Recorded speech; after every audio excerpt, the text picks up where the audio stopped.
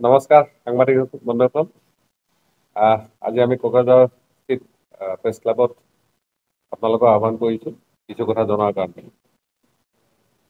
যে প্ৰথম কথা হ'ল, ইলেকশ্যন ইতিমধ্যে ঘোষণা হওঁ হয়তো 25 তাৰিখ মানে ঘোষণা হৈ যাব পাৰে। GSP স্থিতি সম্পৰ্কত আমাক বহুতে প্ৰশ্ন কৰিছে বা আমাৰ স্থিতিটো আমি স্পষ্ট কৰি বিচাৰিছোঁ। এইবাৰ PTC 2025 ইলেকশ্যনত আমাৰ প্ৰায় 15 পৰা 20টা কেণ্ডিডেট দিয়াৰ কাৰণে অলৰেডি প্ৰিপেৰেশ্যন প্ৰায় সম্পূৰ্ণ হৈছে। আজি আমি আপোনালোকৰ সন্মুখত বিশেষকৈ আমাৰ 3জন প্ৰাৰ্থীৰ নাম ঘোষণা কৰিব ওলাইছোঁ। আমাৰ দিহিৰাৰ এগ্ৰেছিভ যিজন CM আগৰ EM, তেওঁক আজি আমি আনুষ্ঠানিকভাৱে GSP পাৰ্টিৰ ফালৰ পৰা দিহিৰাৰ কাৰণে কেণ্ডিডেট ঘোষণা কৰিলোঁ।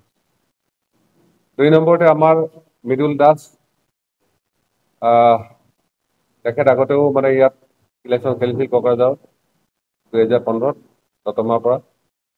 তেওঁক এইবাৰ আমি বাপুংগুৰিৰ পৰা কেণ্ডিডেট হিচাপে নিৰ্বাচিত কৰিছোঁ। ঠিক তেনেকৈ আমাৰ কচুগাঁৱৰ আগৰ GM আছিলে বনমালী ৰাভা, তেওঁক এইবাৰ আমি জমদুৱাৰ কেণ্ডিডেট হিচাপে ঘোষণা কৰিছোঁ। আৰু আমাৰ হয়তো 23 তাৰিখত আৰু এটা লিষ্ট ওলাব আৰু ইলেকশ্যনৰ ঘোষণা হৈছিল, বাকী এটা লিষ্ট ওলাব। বিশেষকৈ কোকৰাঝাৰত যি 12টা সমষ্টি আছে, 12টা সমষ্টিৰ ভিতৰত মোটামুটি আপোনাৰ গুমা বাদ দি শ্ৰীৰামপুৰ বাদ দি পূৰ্বজৰা আজিলৈকে আমি সিদ্ধান্ত লোৱা নাই। গুমা, ফকীয়াগাম, জমদুৱাৰ, চৰাইবিল, কচুগাঁও, দতমা, ফকীয়াগাম, চালাকাটি আৰু বাখংগুৰি, এইকেইটাত মোটামুটি আমাৰ কেণ্ডিডেট দিয়া সম্পৰ্কত প্ৰায় ফাইনেল সিদ্ধান্তত আমি উপনীত হৈছোঁ। ঠিক তেনেকৈ আমাৰ চিৰাঙত 13 নং চিৰাংদুৱাৰ, 13 নং চিৰাং, খৰিবাৰী, আকৌ মানস চেৰপা, এই 3টাত প্ৰায় আমাৰ কেণ্ডিডেট ৰেডি হৈছে। আমি হয়তো নেক্সট ঘোষণা কৰিব পাৰিম।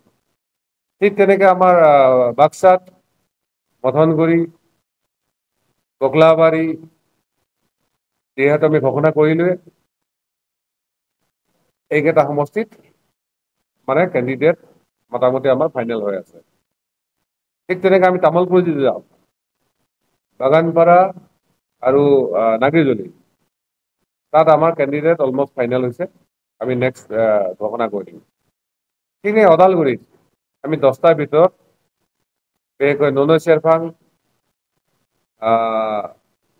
মুদৈবাৰী, ঠিক তেনেকৈ হৰিচিঙা, এই 3টাত আমাৰ মোটামুটি কেণ্ডিডেট ফাইনেল হৈ আছে। আমি নেক্সট কেণ্ডিডেটৰ ঘোষণা কৰিম। এইখিনি ঘোষণা। আৰু যোৱা 17 তাৰিখৰ আমাৰ এটা প্ৰস্তাৱ আছিলে যে বহুতে সুধিছে নৱসেনা ইলেকশ্যন খেলিবই নতুলিব। পাৰ্টিৰ ভিতৰত আমাৰ আলোচনা হৈছিল। এই আলোচনাত পাৰ্টিৰ ফালৰ পৰা এটা প্ৰস্তাৱ গ্ৰহণ কৰিছে যে এইবাৰ পাৰ্টিৰ পৰা নৱসেনা ইলেকশ্যন খেলক। আৰু বিশেষকৈ আমাৰ ৰাইজৰ কথা হ'ল যে কোকৰাঝাৰ সমষ্টিৰ আণ্ডাৰতে খেলক লোকসভাৰ। আৰু থুৰিবাৰী যিহেতু আমাৰ ছাবজুডিচ হৈ আছে বিষয়টো, ST বিষয়টো, সেইটো কাৰণে অপেন ফিল্ডত খেলাৰ কাৰণে তেওঁলোকে পৰামৰ্শ আগবঢ়াইছে বা প্ৰস্তাৱ লৈছে।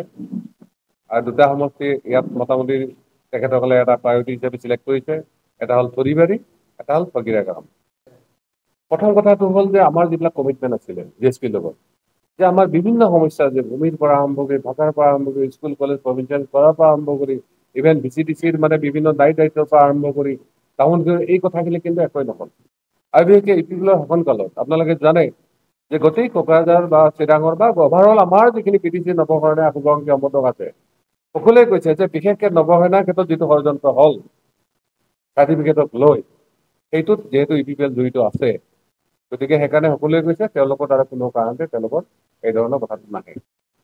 আৰু 2021ত আপোনালোকে জানে যে উৰ্ষা গৰা ব্ৰহ্ম ডাঙৰীয়া, তেওঁ একদম মানে পলিটিক্সত তেওঁ নিকম্মা নিচিনা, অৰ্থাৎ তেওঁ কোনোদিনে ইলেকশ্যন জিকিব পৰা নাছিল। একমাত্ৰ নৱসেনা বা আমাৰ টিমে আমি চাপাগুৰিত তেওঁ একচেপ্ট কৰিছিলোঁ, য'ত আমাৰ 2016 ইলেকশ্যনত আমাৰ কেণ্ডিডেট মাত্ৰ 700 ভোটত আহিছিল। সেই ধৰণৰ সমষ্টিত আমি তেওঁক নি জিকাইছিলোঁ।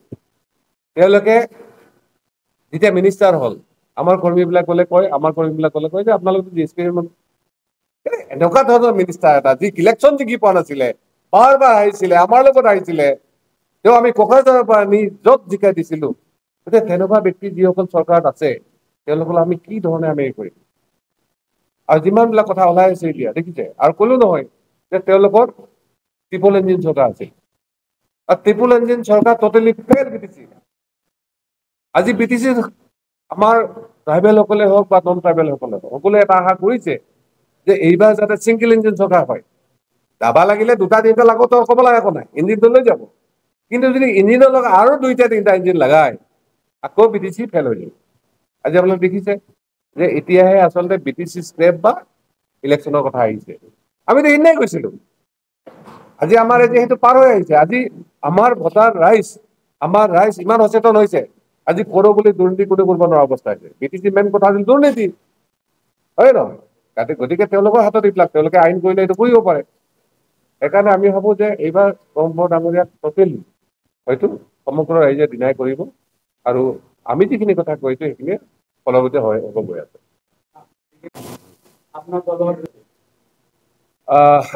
মই তেখেতসকলক কৈছো, বিশেষকে আমাৰ যিবিলাক কৈ আছে, মই সাধাৰণ এটা কথা কৈছো। আমাৰ এজন ডাঙৰ নেতা আছিলে, তেওঁৰ ভিতৰতে এটা বুজাবুজি হৈছে যে তেওঁৰ ল'ৰা যদি চাকৰি হয় মই পাৰ্টিত যাম। কালি চাকৰি হৈ গ'ল, যদি পিছত পাৰ্টি যায় নাযায় তাহলে গম পাব। সেইকাৰণে এনেকুৱা কিছুমান ছাত্ৰ লোক আছে যিসকলে, আমি বেয়াও পোৱা নাই যে তোমাৰ লিডাৰ কৰি আছা ইমান দিন, তোমাৰ ল'ৰা যদি সংস্থাপন হয়, তুমি যদি BPL BJP যাম, মোৰ কি বেয়া পাব লগা আছে? নৱসেনাই বেয়া নাপায়। আৰু ঠিক তেনেকে ঘৰৰ অৱশ্যে হৈ আছে।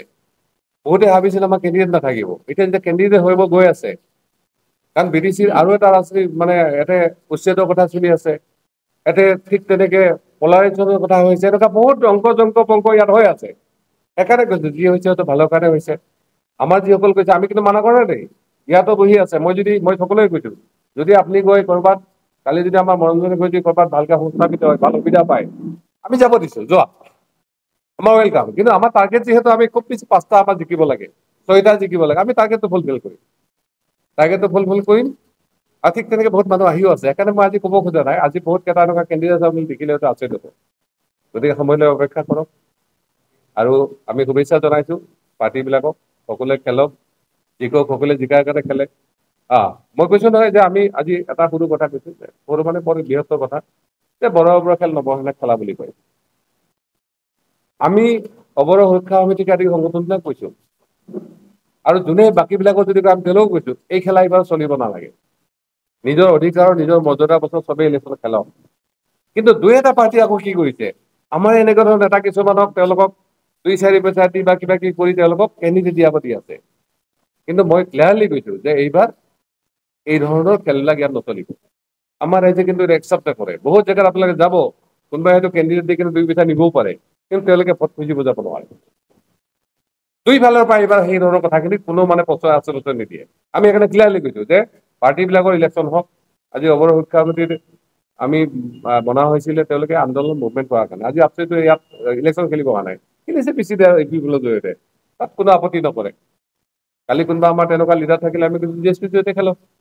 কিন্তু আকৌ যাতে BTCৰ পৰিস্থিতিটো তেনেকুৱা নহয়, সেইটো আমি বিচাৰিছো। আমি ডাঙৰ পাৰ্টিবিলাক কৈছো, আমি BJPকো কৈছো, কংগ্ৰেছকো কৈছো, যে এটা দিন এনেকুৱা আছিল য'ত এওঁলোকে ইলেকশ্যন খেলাৰ কোনো কণ্ডিশ্যন নাছিল। কালি নৱসেনা ৰাইজ মিলি যেতিয়া ইলেকশ্যন খেলিলে, তাৰপিছত তেওঁলোকে আহিব পাৰিছে।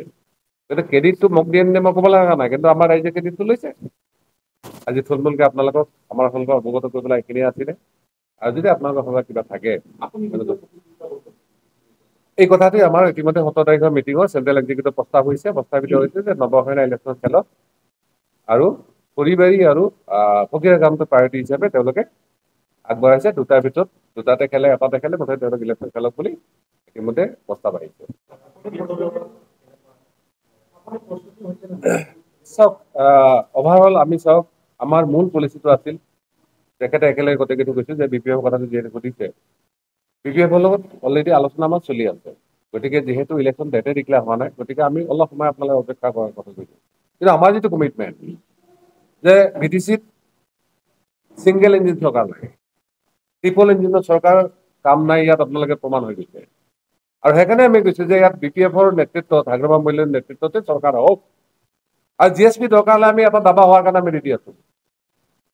সেইকাৰণে আমি প্ৰথমতে কৈছো যে আমি অপেন এলায়েন্সৰ প্ৰস্তাৱ দিছিলো, আৰু অপেন এলায়েন্স অলৰেডি হোৱাৰ সম্ভাৱনাটো কমি গৈছে। আপোনালোকে জানে যে 22টা চিট ঘোষণা কৰিছে, তথাপিতো সময় আছে, মই আজি নকওঁ, একেবাৰে ডিনাই কৰা কণ্ডিশ্যন হোৱা নাই। কিন্তু আমি GSP ফালৰ পৰা আমি কমচে কম 5টা চিট জিকাৰ কাৰণে, আৰু সেইকাৰণে আমাৰ এই প্ৰপ'জেলটো আহিছে যে দিহিৰা 1 নম্বৰতে আছে, আমি জিকিম। 2 নম্বৰটো কোন হ'ব পাৰে? আমাৰ পাৰ্টিৰ মানুহখিনিও ভাবে যে নৱসেনা যদি খেলে 2 নম্বৰ এটা হ'ব পাৰে, আৰু 3, 4, 5 নম্বৰ 6 নম্বৰ পদ হ'ব, আপোনালোকে লাহে লাহে গম পাই থাকিব। সেইকাৰণে আপোনাৰ নমিনেশ্যনৰ কাৰণে আমাৰ ৰেডি হৈ আছে। আৰু আজিৰ দিনত ভাল কথাটো হ'ল কি যে আমি যিটো এলায়েন্সৰ কথা কৈছো, আৰু আমি যিখিনি কথা কৈছো সেইখিনি সত্য হ'ব গৈ আছে। মই কালি ওদালগুৰি ঘূৰি আহিছো। ওদালগুৰিত যোৱা ইলেকশ্যনত, অৰ্থাৎ BPF চৰকাৰ বনাবৰ মেইন কাৰণটো, ওদালগুৰিত 10টাৰ ভিতৰত মাত্ৰ এটা আছিলে। আজিৰ দিনত মই গেৰাণ্টি দিব পাৰো 5টা আৰু প্লাছ হৈ আছে BPF লগত, অৰ্থাৎ 6টা ওদালগুৰিতে হোৱাৰ সম্ভাৱনা আছে।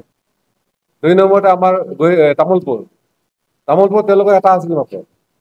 এইবাৰ সেইটো এটাৰ লগত আৰু 3টা প্লাছ হ'ব গৈ আছে।